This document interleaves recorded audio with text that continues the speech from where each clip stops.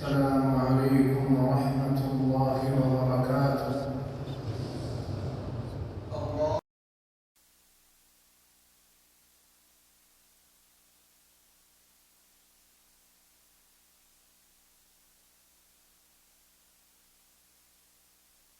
حق نہیں، اور میں گواہی دیتا ہوں کہ محمد صلی اللہ علیہ وسلم اس کے بندے اور رسول اور برگزیدہ نبی ہیں۔ اے اللہ رحمتیں اور سلامتی نازل فرما آپ صلی اللہ علیہ وسلم پر، آپ کی آل اور آپ کے پرہیزگار اصحاب پر۔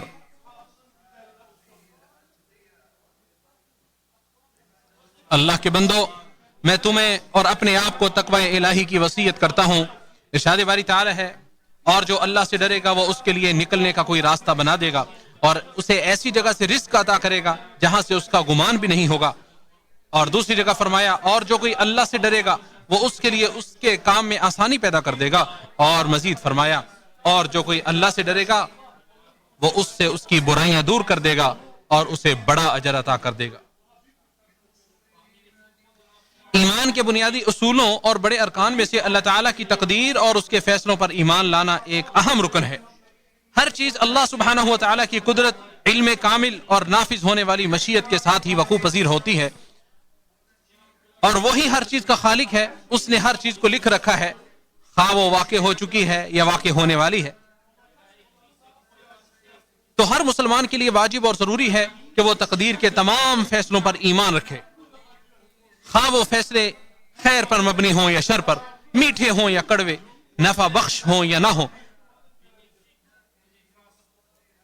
چنانچہ تمام واقعات اللہ سبحانہ و تعالیٰ کی تقدیر، فیصلوں، ارادے اور تصرف سے ہی وقوع پذیر ہوتے ہیں۔ اس کی بادشاہت میں وہی کچھ ہوتا ہے جس کا وہ ارادہ کرتا ہے، اور وہ اپنے بندوں میں سے کسی پر بھی ظلم نہیں کرتا۔ ارشاد باری تعالیٰ ہے، بے شک ہم نے جو بھی چیز ہے ہم نے اسے ایک اندازے کے ساتھ پیدا کیا ہے۔ وہ مصائب اور مصیبتیں جن کا شکار خلق خدا ہوتی ہے وہ بھی اپنے اندر ربانی حکمتیں سموئے ہوتی ہیں، جن کا ادراک انسان کو نہیں ہوتا۔ لوگوں کے قلوب و اذہان ان کا احاطہ نہیں کر پاتے۔ اللہ تعالیٰ کے فیصلوں میں بے شمار حکمتیں اور بے مثال مصلحتیں پنہاں ہوتی ہیں، کیونکہ تقدیر پروردگار کی صفت اور اس کے ان افعال کی طرح ہے جو اس کی ذات کے ساتھ قائم ہے۔ تقدیر کے تمام فیصلے سراپائے خیر ہوتے ہیں، اور شر صرف اتنی ہی ہوتی ہے جتنی متعین و مقدر ہوتی ہے بس۔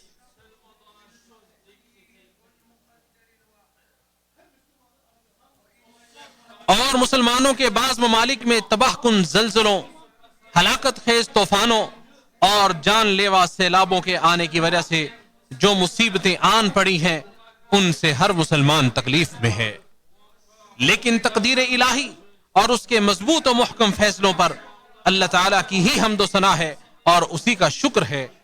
ہم اپنی زبانوں سے وہی کچھ بیان کرتے ہیں جن سے ہمارا پروردگار راضی ہو۔ اللہ تعالیٰ فوت شدگان پر رحم و کرم فرمائے، زندہ بچ جانے والوں کی مدد فرمائے، انہیں اور تمام مسلمانوں کو مستقبل میں خیر و بھلائی اور خوشیوں کی صورت میں نعم البدل عطا فرمائے۔ اللہ کے بندو، مسلمان کو جب کوئی مصیبت پہنچتی ہے تو وہ صبر سے کام لیتا ہے، ثواب کی امید رکھتا ہے، تو اس کے لیے بلند و بالا مراتب اور اعلیٰ درجات کی خوشخبری ہے، جیسا کہ ارشاد باری تعالی ہے، اور صبر کرنے والوں کو خوشخبری دے دیجئے۔ وہ لوگ کہ جب انہیں کوئی مصیبت آن پہنچتی ہے تو کہتے ہیں بے شک ہم اللہ ہی کے لیے ہیں اور بے شک ہم اسی کی طرف لوٹنے والے ہیں۔ یہ لوگ ہیں جن پر ان کے رب کی طرف سے کئی مہربانیاں اور بڑی رحمت ہے، اور یہی لوگ ہدایت پانے والے ہیں۔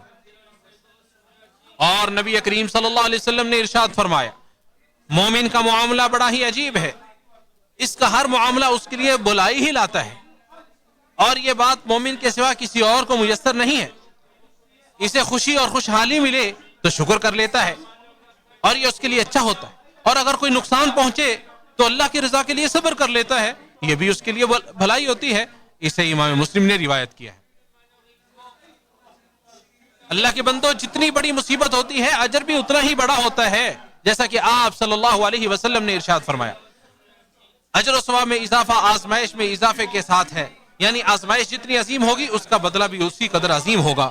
اور اللہ سبحانہ و تعالی جب کسی قوم کو پسند فرماتا ہے تو ان کی انہیں آزمائش سے دوچار کر دیتا ہے. بس جو اس میں صبر و رضا کا مظاہرہ کرتا ہے اس کے لیے اللہ کی رضا ہے, اور جو اس کی وجہ سے اللہ سے ناراضگی اور برہمی کا اظہار کرتا ہے تو اس کے لیے ناراضی ہے. اسے امام ترمذی نے روایت کیا ہے. تو اس لیے تقدیر الہی اور اس کے فیصلوں پر صبر کرنے اور راضی رہنے سے مصیبتیں ہلکی ہو جاتی ہیں, نفوس کو تسلی مل جاتی ہے اور دلوں کو اطمینان و سکون حاصل ہو جاتا ہے, جیسا کہ ارشاد باری تعالی ہے. اور جو اللہ پر ایمان لے آئے وہ اس کے دل کو ہدایت دیتا ہے, اور اللہ ہر چیز کو خوب جاننے والا ہے. مصیبتوں اور امتحانوں کے وقوع پذیر ہونے میں اللہ سبحانہ و تعالیٰ کی حکمتیں ہوتی ہیں. ان میں سے ایک یہ بھی ہے کہ اللہ تعالیٰ ان کے ذریعے مسلمان بندے کے گناہوں کو معاف کر دیتا ہے اور خطاؤں سے درگزر کر دیتا ہے, جیسا کہ نبی کریم صلی اللہ علیہ وسلم نے ارشاد فرمایا, جب کسی مومن پر کوئی مصیبت آتی ہے حتیٰ کہ وہ کانٹا جو اسے چبھتا ہے تو اللہ تعالیٰ اس کے بدلے اس کے لیے ایک نیکی لکھ دیتا ہے, یا اس کی وجہ سے اس کی کوئی غلطی گناہ معاف کر دیتا ہے. اسے بخاری اور مسلم نے روایت کیا ہے. کیا کوئی معصوم ہے؟ گناہوں اور غلطیوں سے کوئی پاک اور مبرہ بھی ہے؟ اور وہ کامیابی کتنی عظیم کامیابی ہوگی جب بندہ اپنے پروردگار سے ملے تو اس کے گلے, اس کے کندھے پر کوئی گناہ نہ ہو, اس کا نامہ اعمال گناہوں سے پاک ہو. جیسا کہ نبی کریم صلی اللہ علیہ وسلم نے ارشاد فرمایا, مسلمان کو جو بھی دائمی مرض, تھکان, پریشانی, صدمہ, تکلیف, حتیٰ کہ کوئی بھی غم پہنچتا ہے تو اللہ تعالیٰ اس کے بدلے میں اس کے گناہ معاف کر دیتا ہے. اسے بخاری اور مسلم نے روایت کیا ہے. اور جامع ترمذی میں صحیح سند کے ساتھ موجود ہے, نبی کریم صلی اللہ علیہ وسلم نے ارشاد فرمایا, مومن مرد اور مومن عورت پر اس کی جان, اولاد اور مال میں مصائب آتے رہتے ہیں, یہاں تک کہ وہ اس حال میں اللہ سے ملتا ہے کہ اس پر کوئی گناہ باقی نہیں رہتا.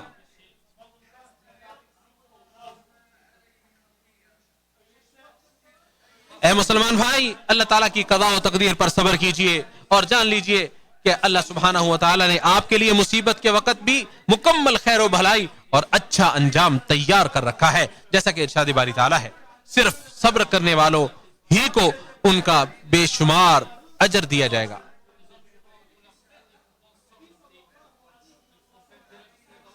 اور نبی کریم صلی اللہ علیہ وسلم نے ارشاد فرمایا, اللہ تعالیٰ جس کے ساتھ خیر و بھلائی کا ارادہ رکھتا ہے اس کی آزمائش کرتا ہے. اسے بخاری نے روایت کیا ہے. مسلمانوں, مصیبتوں اور آفتوں کے ذریعے آزمائش اس دنیا کی حقیقت کو آشکار کرنے کی سب سے بڑی چیز ہے, جو کہ آزمائشوں, امتحانوں, سزاؤں کے علاوہ حزن و ملال, غموں اور تھکاوٹوں سے بھری پڑی ہے.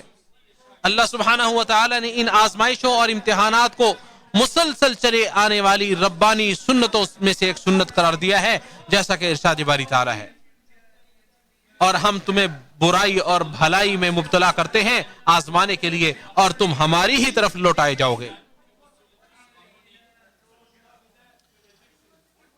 آخرت والا گھر ہی متقی لوگوں کے لیے صاف شفاف گھر ہے, جس میں نہ کوئی تھکان, امتحان اور آزمائش ہوگی, اور نہ ہی اس میں غم و حزن ہوگا, بلکہ ہمیشہ والی نعمتیں ہوں گی. ہم اپنے اللہ سے اس کے فضل و کرم کا سوال کرتے ہیں. ارشاد باری تعالی ہے, اور بے شک آخری گھر یقیناً وہی اصل زندگی ہے اگر وہ جانتے ہوتے.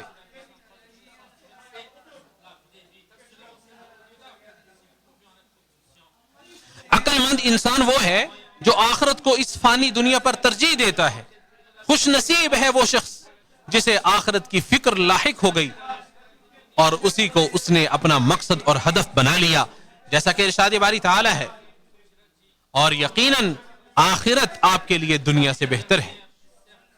اور مزید فرمایا, بلکہ تم دنیا کی زندگی کو ترجیح دیتے ہو, حالانکہ آخرت کہیں بہتر اور زیادہ باقی رہنے والی ہے.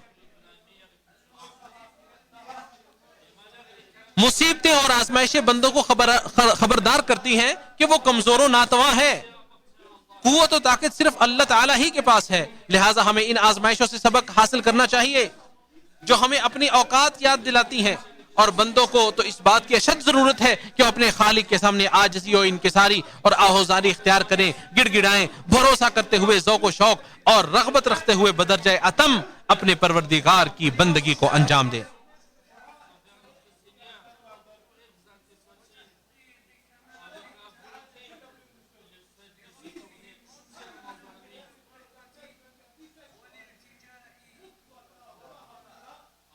جیسا کہ ارشاد باری تعالی ہے، اور ہم نے کسی بستی میں کوئی نبی نہیں بھیجا مگر اس کے رہنے والوں کو تنگی اور تکلیف کے ساتھ پکڑا تاکہ وہ گڑ گڑائیں۔ اے اللہ ہم تجھ سے پناہ مانگتے ہیں آزمائش کی مشقت، بدبختی کی پستی، برے خاتمے اور دشمن کے ہنسنے اور خوش ہونے سے۔ اول و آخر تمام تعریفیں اللہ سبحانہ و تعالی ہی کے لیے ہیں۔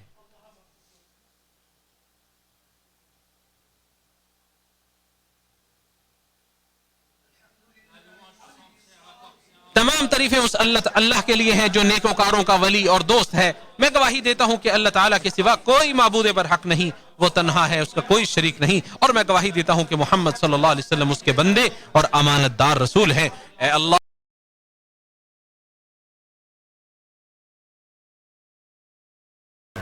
محمد اللهم صل وسلم وبارك على عبدك ورسولك نبينا محمد، فاستكثروا من ذلك كثيرا لا سيما في مثل هذا اليوم المبارك. اللهم ارض عن الخلفاء الراشدين وعن الآل والصحابة أجمعين.